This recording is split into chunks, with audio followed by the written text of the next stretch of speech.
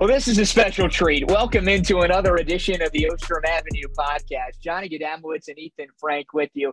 And now we have the pleasure of being joined by really one of the founding fathers of the Ostrom Avenue podcast. It's none other than Locked On Syracuse's Owen Valentine. Owen, how's it going today? Thanks so much for coming on, man.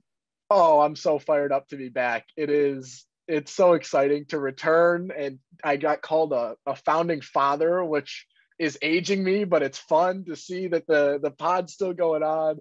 I'm doing well. Thank you so much for reaching out. People forget there was a brief time where myself and Owen actually had some overlap on the Ostrom Avenue podcast when it was me, you, and Ben Schulman. Glad that we're able to reunite here and discuss what has been a very fun football team to watch so far. 4-0 Syracuse football. Who would have thought that would have been the deal as we sit 4 weeks in here? Wins over Louisville, UConn, Purdue, and UVA. Most recently, a 22-20 thriller over the Cavaliers on a Friday night that wasn't too pretty, but hey, the Cuse found a way yet again to get the job done.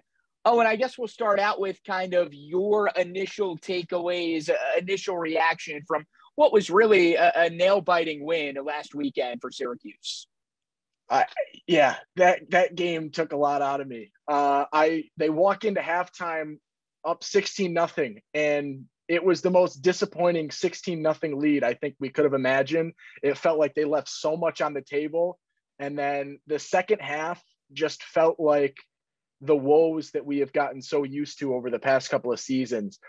Schrader did not look like himself. He was overthrowing. He was not making great decisions, in my opinion. It just didn't seem like he was bringing sort of the good veteran-ish decisions and ideas and execution that we had gotten briefly used to, I guess, in Louisville and UConn. And then Purdue was a bit of a step back for him. And then Virginia, I've been on the Locked On pod. I've been sort of giving my confidence meter in Schrader, and it took a big hit this past week against Virginia. That was my biggest takeaway. On a positive note, I loved to see how this defense worked in that game and continued to grind. And I think every time they got on the field, it was like, all right, one more time. Can you get one more stop for us? Can you do it one more time? And they really did execute. And it was not with guys that you'd necessarily imagine. It was a next man up sort of game. And it was really cool to see in that regard, the defense come out and pick up the slack for an offense that struggled to, I guess, sort of get that kill shot, for lack of a better word. Like, it felt like they just kept letting Virginia hang around and hang around and hang around. And when Virginia got up and took that lead, I thought that was going to be it. So a nod to them for getting the win when all is said and done. Win ugly over lose pretty. But there are definitely some conversations, and a good time to have those conversations as you've got Wagner into a bye week. Absolutely right. And maybe this is the best possible medicine that Syracuse could get right now when it comes to facing an FCS team and then a bye week. So you mentioned, Schrader's struggles. Do you think that's more of an indictment on him? Because I talked about, last week, Johnny, I mentioned that, walking around campus, I saw Garrett Schrader in a walking boot. I saw him again yesterday. He had that same walking boot on. They said he had it on during media availability on Tuesday morning. So, maybe this is just a precautionary thing, but with his struggles the past two games, perhaps it's something that is bothering him on the field as well. Would you say that his play, do you think, is more of a factor of his sole ability? Or do you think, you're seeing something from Robert and I in his play calling that's maybe not putting his quarterback in the best position to succeed because of potentially some limitations with his foot or his arm, whether it be any of those? You're putting me on the spot here. You're going to make me make a take here that I've been trying to avoid because I've been trying to uplift Garrett Schrader and remain positive with Garrett Schrader. But the last 2 weeks, I am going to talk, and I hate doing this. It does seem a little bit of an ability thing and an execution thing. Is the foot maybe a factor? I'm sure it's not contributing. He's walking around in a boot throughout campus and during the week in preparation as a precaution for Saturdays or Friday in last week's situation. Then I'm sure it's not a non-factor when he gets out there. But this is something that I was concerned about going into the year. I know he can execute those short check down passes, those quick, 10-yard outs or whatever it might be. My question all through preseason camp was, can he throw the ball farther than 15 yards? Can he throw a pass that is going to get you past the sticks on a 1st and 10 situation? There have been glimpses where it worked. You know, you think to the one pass against UConn that was just absolute perfection. I think it was to Damian Alford. You just look at that and you saw it. And I thought that was the play that I needed to be sold on Garrett Schrader. And it hasn't been there. And I feel like I talked about this with my co-host, Matt Bonaparte. It seems like ever since that play, every time he throws to Alford, and Alford is 6'6", he's got the size, but he throws it to him like he's 12 feet tall. Like, yes, he's tall, but he just throws sky balls to him. And it is an execution thing. And I'm fine with, I guess I can, and to, you know, I'm going to backtrack on myself in my little rant here. I can get over execution errors. But what I saw against Virginia were mental errors and decision-making errors. And I go back to that final drive where Schrader turns his back and takes a 12-yard sack in a huge spot to take a gimme field goal into more questionable range and really put a question mark on that ending and make it a heck of a lot more difficult. That play just stood out to me. And I feel like he's called his own name a couple of times. I think back to Purdue, a play where it appeared that he audibled and called his name instead of maybe Sean's name and just got lit up at the line. So that decision-making the last couple of weeks, I've been a little bit hesitant to support and to really be sold on. Execution, I think, needs to take a step up, but I can get over execution issues. It is the mental stuff. It is you are now year 2 at the helm as Syracuse quarterback at this point, and I'm really done allowing these mental mistakes to continue to plague Syracuse football. And it's not just Garrett Schrader. And I know I just said plague Syracuse football. They're 4-0. I get it, but the last 2 weeks have left me questioning how easily this team could be 2-2, or maybe even I'll say 2-2, given the last 2 weeks. And it bears mentioning, let's not forget, if not for a personal foul face mask penalty against UVA down the stretch, could have been a completely different outcome last Friday inside the Dome. Let's move from 1A to 1B, though, when it comes to this Syracuse offense. Of course, talking about the quarterback, Garrett Schrader, and the running back, Sean Tucker, who it's safe to say has not nearly tapped into the potential and the expectation that he set forward a season ago. I guess the question is, Owen, Syracuse 4-0 without really getting a vintage Sean Tucker as of yet, under 3 yards per carry against Virginia. I believe his long on the season is still only 13. If this is a team that is going to surprise some people and get to a bowl game, heck, maybe even win a bowl game, does Syracuse at some point, are they going to need that vintage number 34, or because of this new system, because of more of the emphasis on airing the ball out, is it sustainable for the formula that they have laid forth over the first 4 games where Tucker isn't necessarily the bread and butter of what this team tries to do offensively? I have done this like 4 or 5 times lately, and I hate that I am doing it's a both, and I really hate answering both, but it is.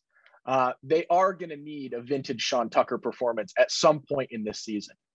We talked about this, and people are starting to see what, started as a 4-game stretch with NC State, Clemson, Notre Dame, and Pittsburgh, really turn into a 6-week gauntlet. And then you've got your gimme, I'm going to throw in quotes, in a road game at a struggling BC, but it's still a road game to close out the season. After this Wagner game and the bye week, you are going through a gauntlet. And you need to find one more win in that gauntlet. And I think there is a win there for them, if not 2. But if you're going to win a game or stay competitive in some of these games, I mean, NC State looks so good right now. Clemson's defense is outstanding. Pittsburgh looks phenomenal. Florida State, out of nowhere, I think someone has them in the AP poll in the top 8 in the country, I believe. Don't quote me on that, but if my mind is correct, I thought I saw someone has Florida State top 10 in the country in the AP poll. Wake Forest looks really good. They ran with Clemson. Like, you're going to need a vintage Sean Tucker performance to stay competitive in those games. And it's going to have to be in the form of a couple of breakout runs maybe. But I will say on the other side, a nod to Syracuse is they have done this without, as you said, that vintage number 34 performance out of Tucker. I think they can do it without him doing that, just because he is still the end-all be-all focus of the opposing defense and your game plan, because of how easily he can just torch you and make you pay for a quick mistake. So I think you can survive, as they've shown, especially the last 2 weeks. You can survive without Sean Tucker because of the defensive emphasis he causes and the things that open up as an offense outside of that. And that's going to be a nod to Anai and the system that he's putting in. But you also, like, you're not going to be able to float games without Sean stepping it up a little bit. So I'm going to talk in terms of a positive right now, that like it is really, really awesome that they're 4-0 despite Sean struggling. And I know we're saying struggling. He's almost at 500 all-purpose yards through 4 games. So it's a relative struggle compared to what we've seen. But I think it's just a nod to how good he was last season and what we know that you can get out of a guy like Sean Tucker, that we are asking for so much more and prying for so much more. So he's going to need to step up at some point. But this offense has really taken strides to be able to survive in situations where maybe he is not at his greatest, or being able to find that hole or get outside into space. So I guess that brings up the question of how long are teams going to keep stacking the box? Because we talked about Schrader, and I wouldn't say Schrader beat Purdue or Virginia. Those two teams kind of, beat themselves. Right. Against Virginia, Schrader kind of beat himself, and against Purdue definitely beat themselves. So do you think teams like NC State and Clemson are going to continue stacking the box?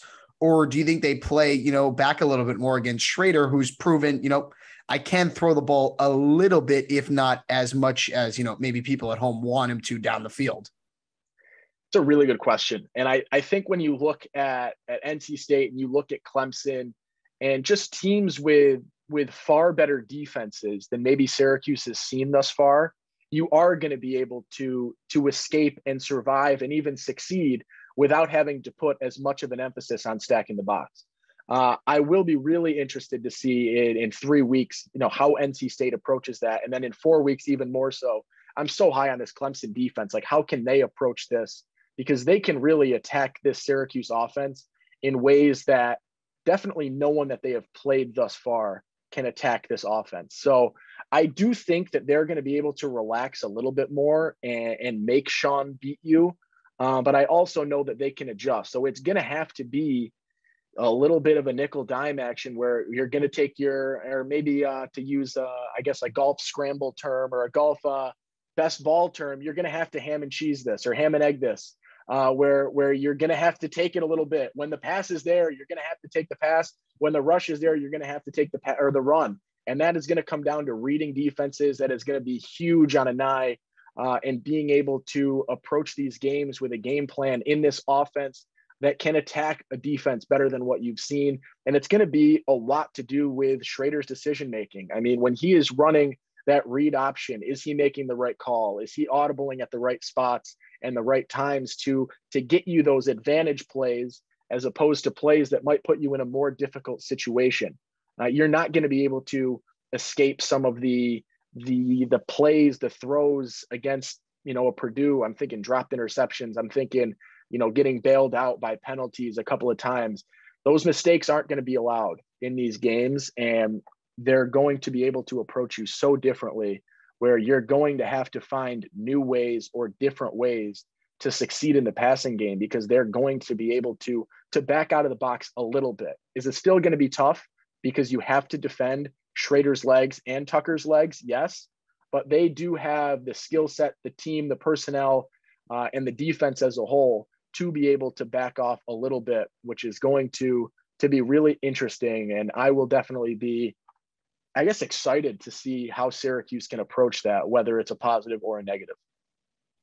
Let's shift gears over to the other side of the football now, hit on that defense a little bit more. I mean, against Virginia, you hold Brennan Armstrong to just 138 yards through the air. This is someone that absolutely torched the Atlantic Coast Conference a year ago. What's going on with Brennan Armstrong? And he seems to have fallen off a cliff. What's interesting on my end is you rewind to a week ago, and Aiden O'Connell was picking apart the Syracuse zone. So What's with this sort of Jekyll and Hyde nature of the Syracuse defense? Obviously, UVA, as you mentioned, was sort of a grinded out, guys getting hurt on the fly, gritty win.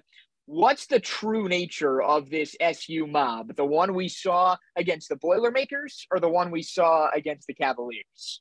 I am really high on the Syracuse defense, I will say. And I think that's crazy to say, given the starters that you've seen fall and the guys that you've needed to slot in and pick up some major slack. I really am impressed with how this defense is. I think that Purdue game is a nod to Aiden O'Connell, is a nod to Charlie Jones 100%. And he got the best of Garrett Williams, in that game. And it was just a couple of big plays. It's one-on-one coverage. It is an NFL cornerback against an NFL receiver, and the receiver beat Williams a couple times in that game. I was so just perplexed because I had never seen Williams sort of struggle like that to stay with a guy and to really hold up, his own and what we know he can do and what we've seen him do for so long. Got burnt for almost 200 yards from Charlie Jones, 11 receptions, just under 190, I think it ended up being. And that 55-yard pass was just nuts too. So it was, although that was tough and although that was difficult, and O'Connell throws for 400 plus yards and 3 touchdowns in that game, I do err on the side of this Syracuse defense is solid. And I think that they are better than that passing performance shows. But I don't know if they're incredible. I will say that. I think they're better than that Purdue game. I was really, really stoked to see how they played against Virginia defensively. I don't know what their ceiling is, but I do think that I see this team with a really, really high floor and the ability to get those big time plays. I mean, Williams, got burnt in crunch time last week against Purdue, and this week comes up with a massive interception to save this game, pretty much to keep this game alive for Syracuse and put them in a chance to regain the lead. So they've played well. The stars are shining. Jones, Wax, Williams. Deuce has been a little quiet, but I think he's holding up his end of the bargain as a number 2 on the other side. But then you're losing guys, depth, starters every single week. It feels like at this point, do you, even though you're high on the defense, Owen, at this point, can this team even afford one more injury to another defensive starter? No, I don't know if they can. They're at the peak right now. Like this glass is, you can start to see the glass. Like you're stepping on ice, I guess, and you can sort of hear it moving.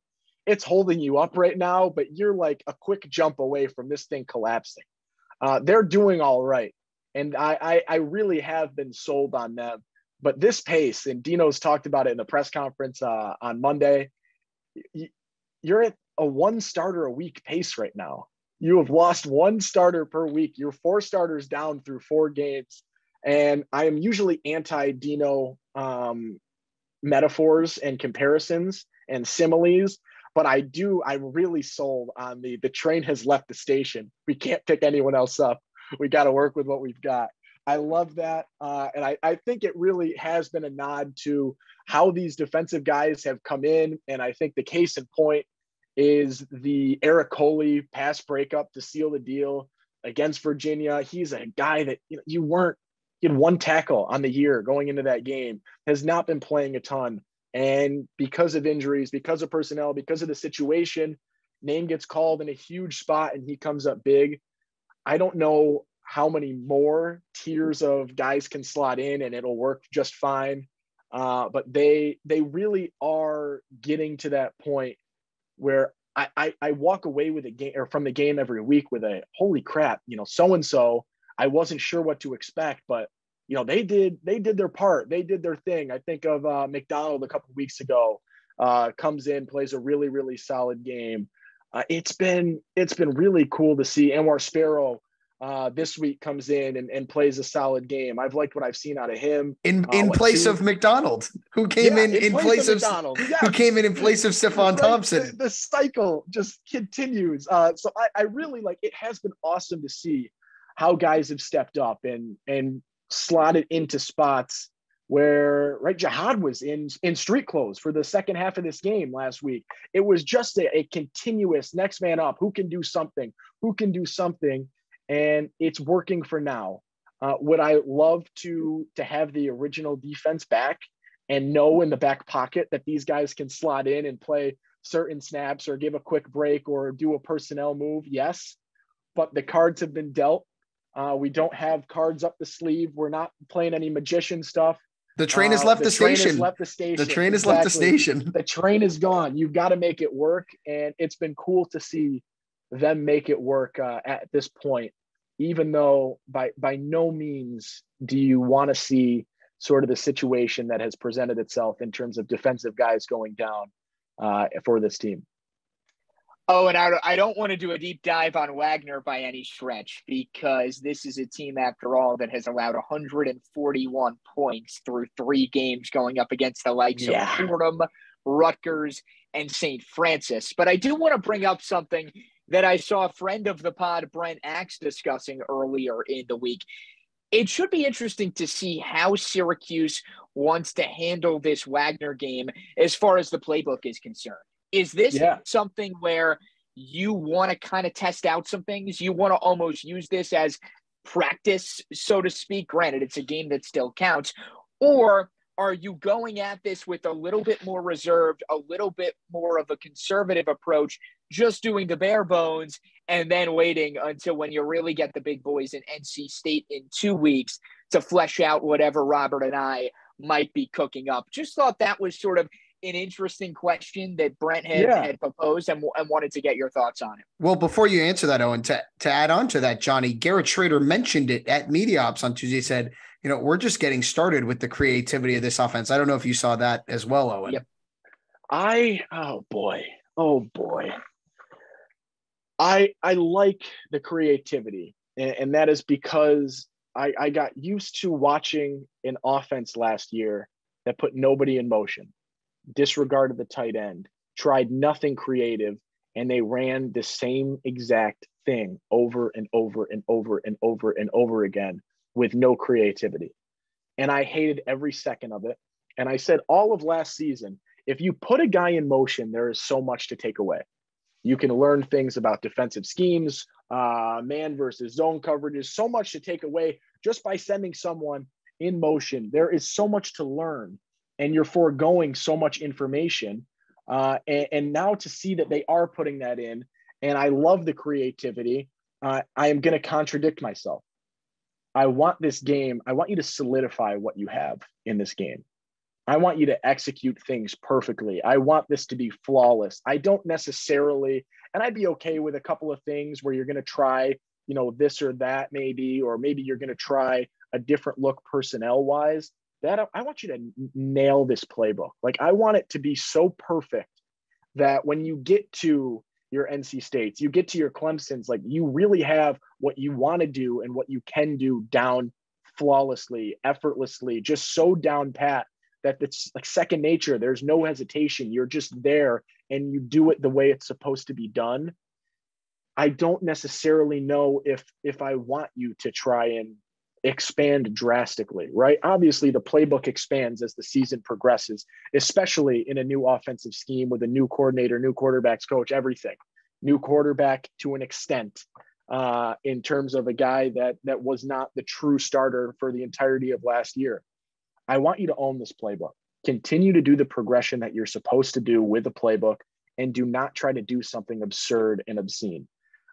You've tried things. You have the plays there. They exist already. We've seen 2 non-quarterbacks throw a pass this season. The plays are there. The fun plays are there. The messing around is there. Like, you can do that, and you should do that in certain spots when the timing is right.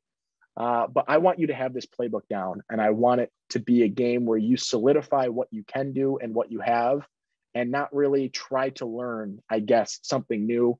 And I know that contradicts the anger that I had with last year and not trying things and just doing the same thing over and over again. But I do think, and my dogs are going nuts downstairs, I do think that this really is something that I would love to see Syracuse use this week to figure out the kinks in what it does, and what it has been doing, and not necessarily try to throw 20 new plays at you or brand new schemes that have been untouched this entire season or things of that nature. So I'm fine with small changes, adjustments, personnel things you want to mix, tweak, things of that nature. I don't want you to make a U-turn here and try to take a different route with the back roads. All right, we're just follow the path because you are 4-0. In theory, you're going to be 5-0. Do not do something stupid. Don't do something stupid. That's Owen Valentine's advice for Robert and I in the Syracuse offense. One more quick thing from me, Owen. So we talked about this gauntlet coming up, the 6 games: NC State, Clemson, Notre Dame, Pitt, Florida State, then Wake, all in a row after the bye week. Let's say Syracuse beats Wagner. They're 5-0. After that 6-game stretch, what is the one word you think that will describe Syracuse's season up to that point? So let's say if they're 5-0 coming out of that 6-game stretch, how will people be talking about Syracuse? Oh God. So you're saying when they are somewhere between 11-0 and 5-6. Exactly. How will they be described? I like this. One word. Or a phrase. You could cheat a little. If you want to do a phrase, you could do like a 2 or 3 word phrase. Oh God. I don't want to be a Debbie Downer. All right. Don't hate me. The preseason expectations were right. All right. So are you saying they'll be 5-6? They'll be 6-5?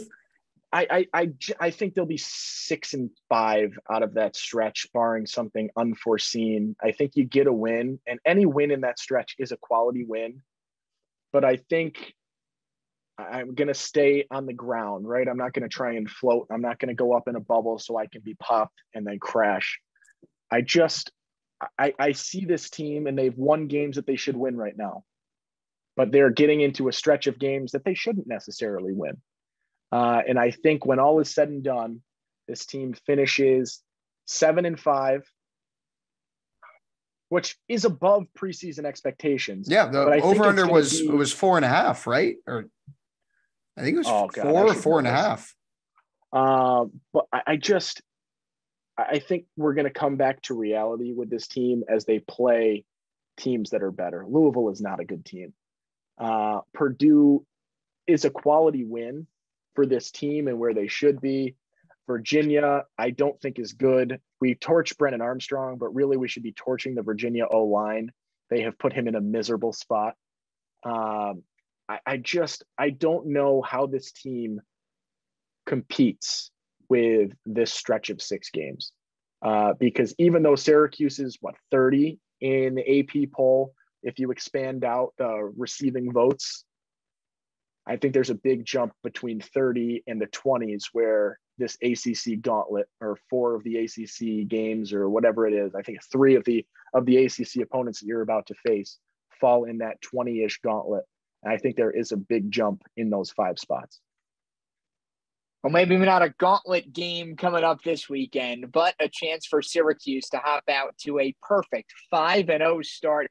It's Syracuse and Wagner, and it's this Saturday, of course, as always, on 88.3 FM, WAER, 5 p.m.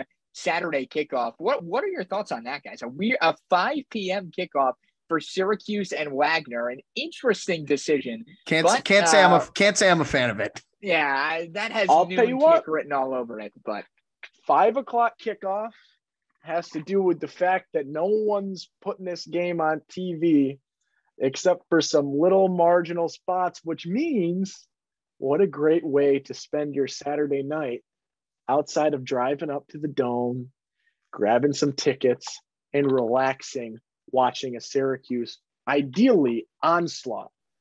Make it to the Dome or listen to it on the radio. That's another option too. 4:30 p.m. countdown to kickoff ahead of the Orange and the Seahawks. That's going to do it for this edition of the Ostrom Avenue podcast. As always, with Ethan Frank, I'm Johnny Gadamowitz. A big thanks to Owen Valentine for coming on. Owen, this was a real blast. Thanks so much for hopping on here. You can find any edition of the Ostrom Avenue podcast wherever you find your podcast. We're also on YouTube as well. So to all our viewers, hey, what's up? Be sure to continue tuning in. Check us out on YouTube as we'll be posting all our interview content there each week as well. But with Ethan and Owen, I'm Johnny saying so long. We'll chat with you next week when perhaps Syracuse football will be 5-0.